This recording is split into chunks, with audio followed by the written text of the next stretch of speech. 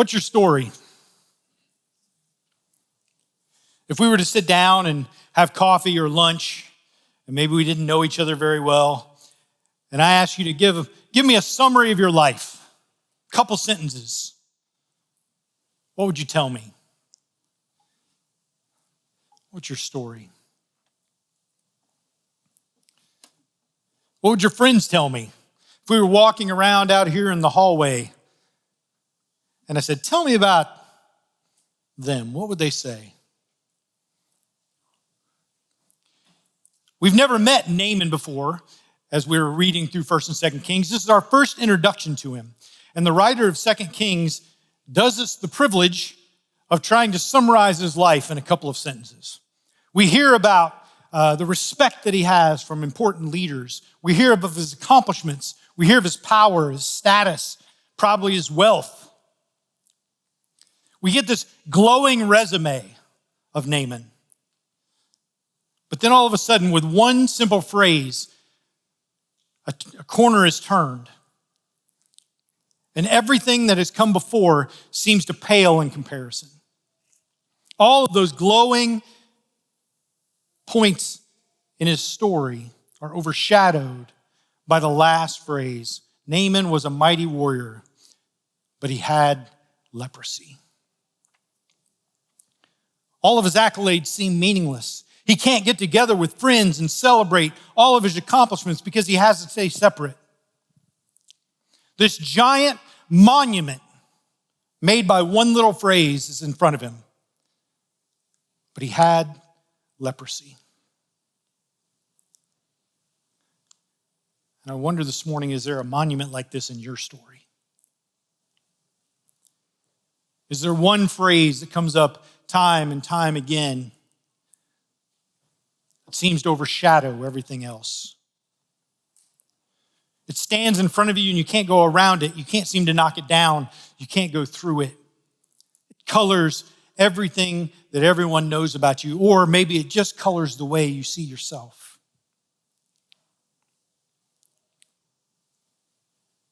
If that's your experience, Naaman's story may be instructive.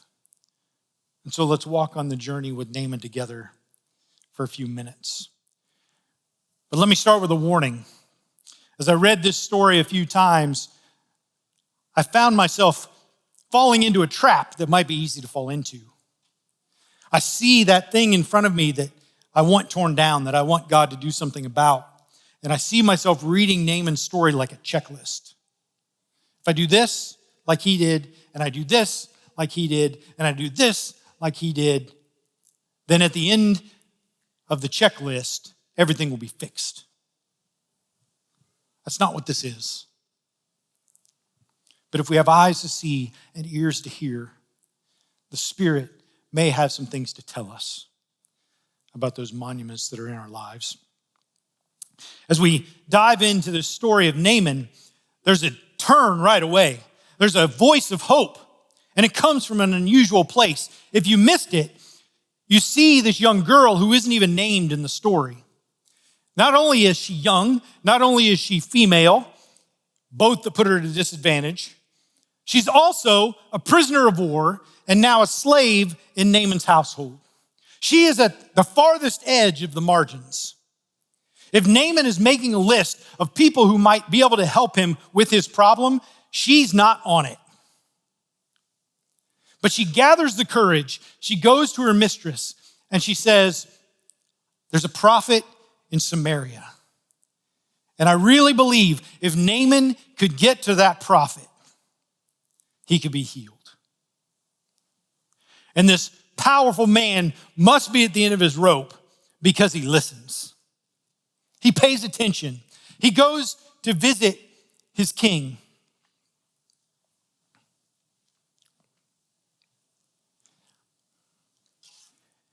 And there are times when I wonder, is it our tendency to only listen to people with the right clout?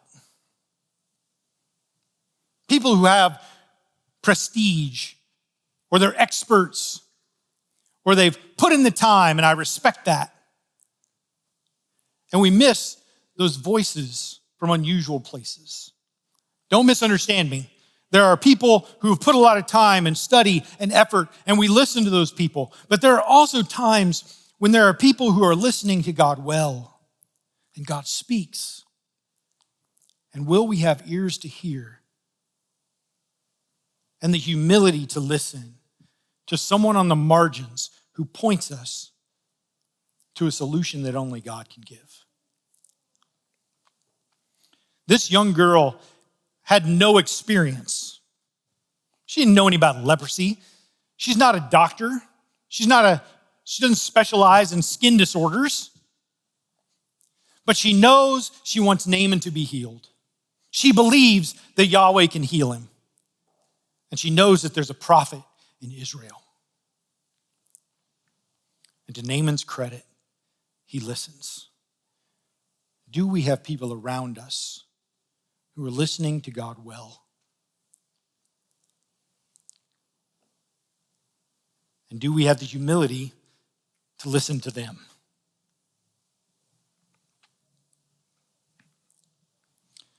Naaman goes to visit his king. It's the next right step. He goes to see his boss. He goes to get permission to go to Israel and visit this prophet. The king writes a note. It's interesting what that note says. Did you catch it? And who the note is to. Who is the note to? The king of Israel, not to the prophet.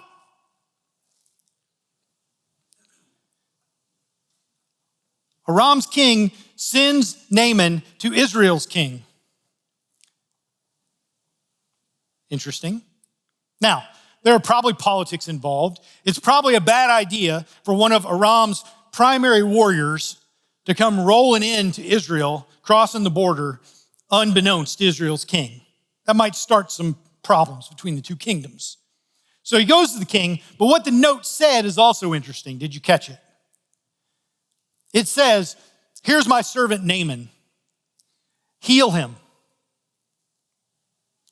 Free him from this disease. And rightfully so, the king of Israel looks at this note and tears his robe and starts to panic. He thinks Aram's king is up to some Game of Thrones type stuff here. He's trying to pick a fight. He's trying to start something. And he says something that I think is key to this story. He says, am I God that I'm supposed to give life and take it away? You see, it's fascinating that you've got this power play. You've got these three men with extreme amounts of power. They're used to controlling their destiny. When they see something that needs to be done, they do it. They take care of it. They solve it. They fix it. Naaman goes to his king. His king sends him to another king. And you all of a sudden realize that these three men with all their power have nothing of any use for Naaman's problem. And to move forward, they have to put it aside. Now, it's easy for some of us to look at that story and say, yeah, those crazy people with power, right? Am I right? But all of us tend to fall into this trap. We control our own lives.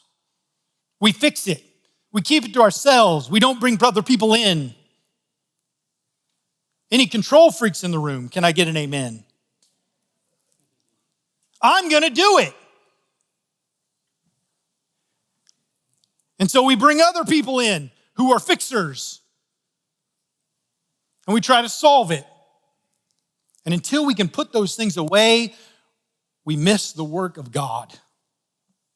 There are times when we are called to put those things down in humility and surrender and say, God, I'm not going to be able to do this on my own.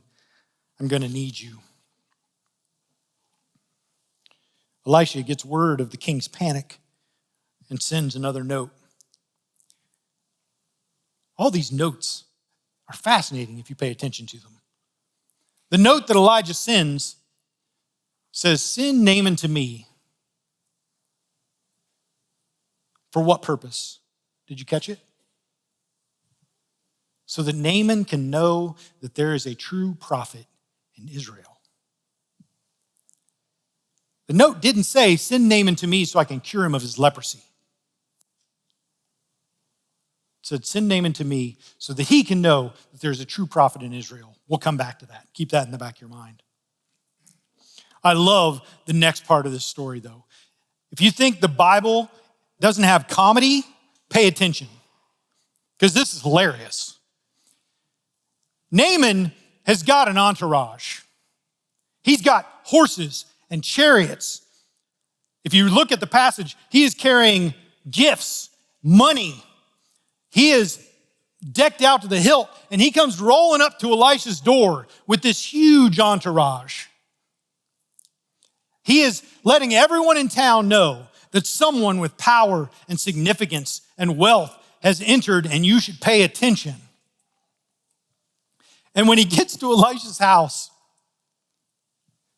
Elisha doesn't even come outside. He sends out his servant.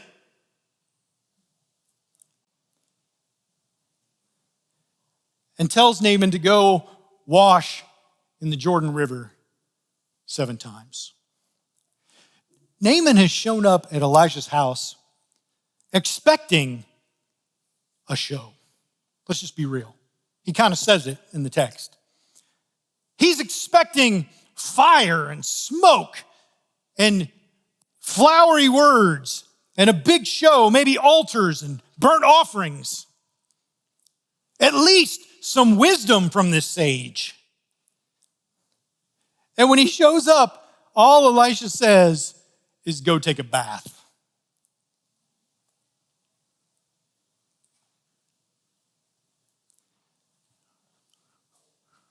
Put it into context. Imagine that some head of state has asked you for help. They are an important person. And they show up at your house with limousines and a military convoy and all of their representatives. And you send out your 12-year-old son to tell him to go jump in a lake. That's what just happened here. And it's easy for me. Over the years, I've read this story over and over and over again. And I always look at Naaman and I judge him a little bit. Can we be real?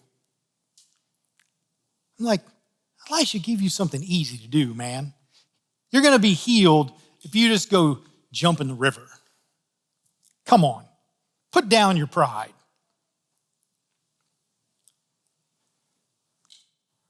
But as I put myself in Naaman's spot, one, I'm a little insulted. Two, I have just come to this prophet with my biggest need, my biggest fear, my biggest weakness. I've opened myself up to ridicule. I am hopeless, and I've put myself at this person's mercy, and I feel like he's wasted my time. I walk away, and I say, my problem is bigger than that. My problem, the solution to my problem is not that simple.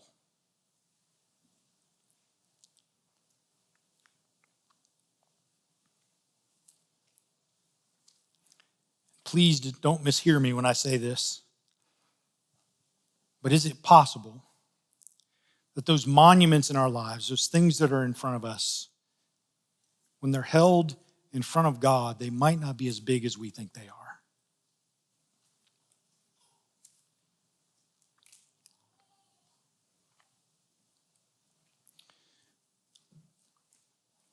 If you're a parent, you've experienced this. One of your kids comes home from school and something has happened that day and they're distraught. They're overwhelmed. They're in middle school and their boyfriend or their girlfriend has broken up with them and it is the end of the world. And you know that in a couple of days, they're going to overcome. It's not to minimize the pain that they feel. You just have more experience, a different perspective. And you look at that struggle and you love them and you care for them and you validate them. But you know in a few days they'll be past it. And whether we like to admit it or not, even those huge things in our lives, from God's perspective, aren't necessarily as big as we think they are. And somehow, Elisha looks at Naaman's story and discerns that when God is involved, Elisha's leprosy isn't as significant as Naaman thinks.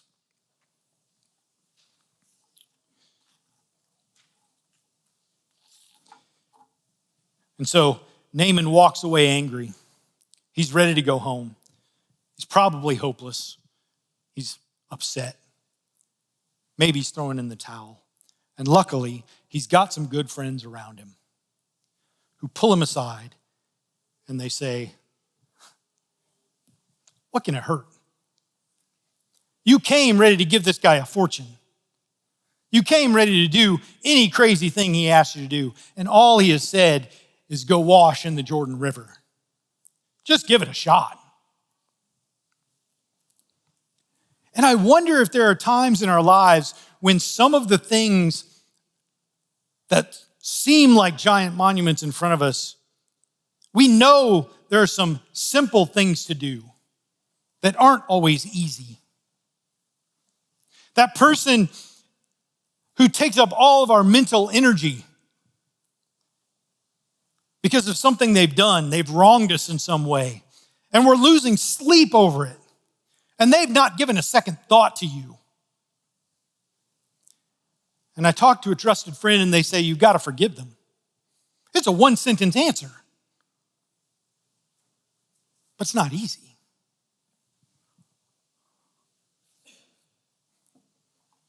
I keep falling into these same traps, these same mistakes over and over and over again. And I ask somebody for advice and they say, you need some trusted friends who you can tell and who can hold you accountable and who can encourage you and challenge you along the way. It's a one-sentence answer. It's simple. But it's so not easy.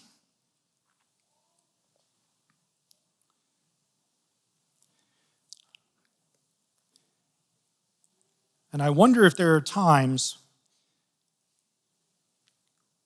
that if our problem is so simply solved,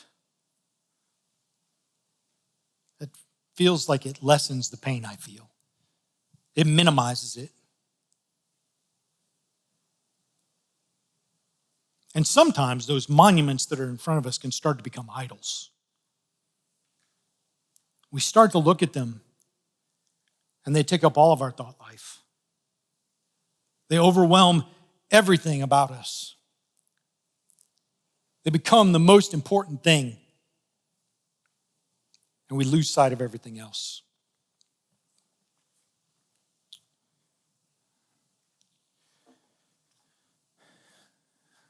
And again, Naaman, to his credit, listens to his friends. It's an interesting recurring theme with him, isn't it?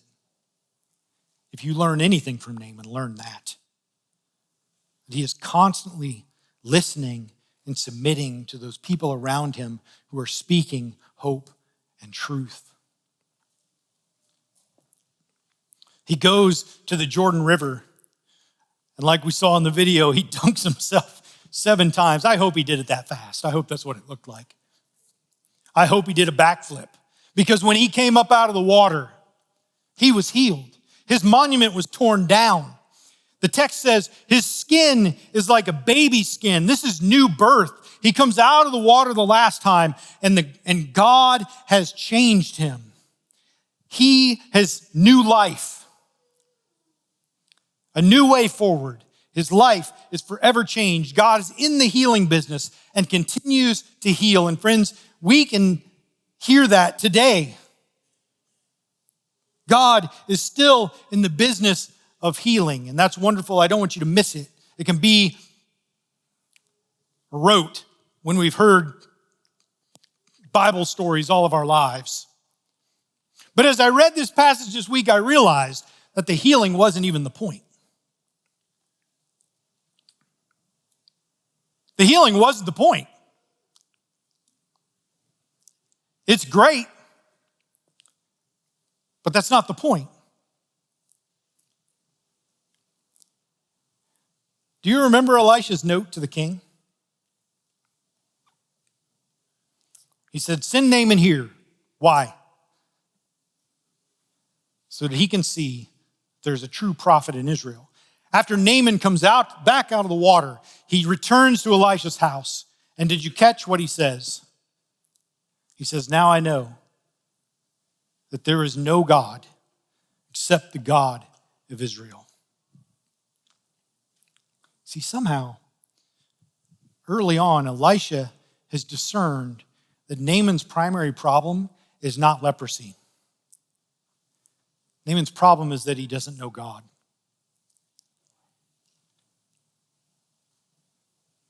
Naaman's problem is that throughout his life, God has been at work. God has been writing all of his story. And time again, Naaman hasn't seen it.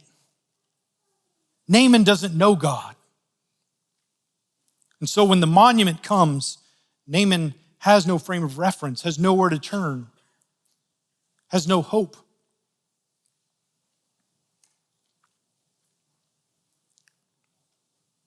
God has been in the business of revealing himself to all people throughout the scriptures. As we've looked at story after story from the Old Testament this summer, we've seen God revealing himself to all peoples. Through the story of Abraham and Jacob and Esther and Elijah and the widow of Zarephath. God continually reveals himself over and over and over again. And I find it fascinating that this is one of the stories in the Old Testament that Jesus refers to during his ministry. We don't see him do that a lot, but he does it with this story. In Luke chapter 4, Jesus has just been baptized. He's come up out of the water. He's gone to the wilderness for his testing, his temptation. He's come back from the wilderness. He started his ministry. And one of the places he goes early on is back to his hometown of Nazareth. He walks into the synagogue. He opens the scroll and he reads from the book of Isaiah. He reads a passage about good news for the poor, about healing, about hope, about freedom.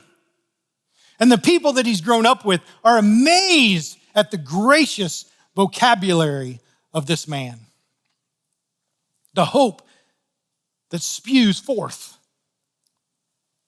And they look at him and they say, oh, look, there's little Jesus. Isn't he cute? Remember when he used to run around here with Joseph? And Jesus discerns that the people of Nazareth want to see him do some miracles. One, because they probably want him to prove himself. And two, because there's probably a little bit of, you've been doing miracles other places. We're your people, man. Throw some of those miracles our way. And it's in the midst of this conversation that Jesus points back to two Old Testament stories. He reminds them of the story of Elijah and the widow of Zarephath that Pastor Matt preached about a couple weeks ago. And he reminds them of this story of Elisha and Naaman. And he says, pay attention, friends. Because during the time of Elisha and Naaman, there were probably people all across Israel who had leprosy. But God has shown favor to Naaman, who is not an insider. He's not part of the covenant people.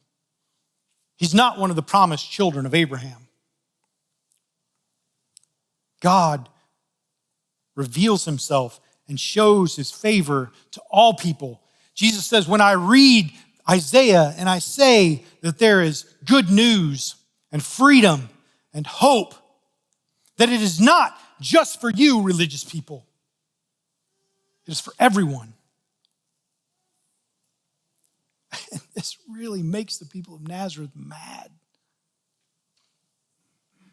They literally want to throw Jesus off a cliff. Because we have a tendency, when we start to build our religion, we have a tendency to build up walls and try to keep God's favor to ourselves. And God is constantly in the business of revealing himself to people who seem on the outside. One commentator beautifully reminded us of this, that Jesus did not go to the outsiders because he was rejected by his people. He was rejected by his people because he went to the outsiders.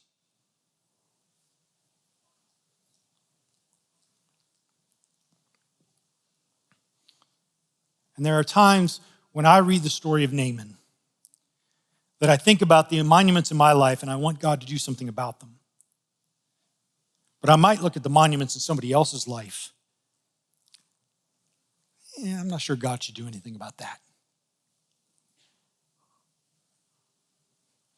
Because you see, their monument, they built it. Mine was put on me. Their monument is there because their sins are so heinous. I should be freed from mine. Mine should be torn down because, sure, I've got sin. Everybody's got sin. But mine's not as bad.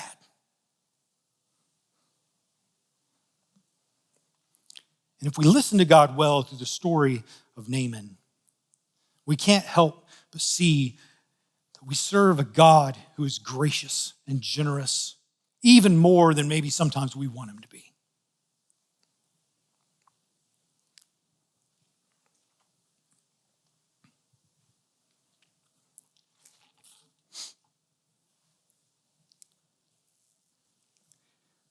Friends, God wants abundant life for us, for all of us.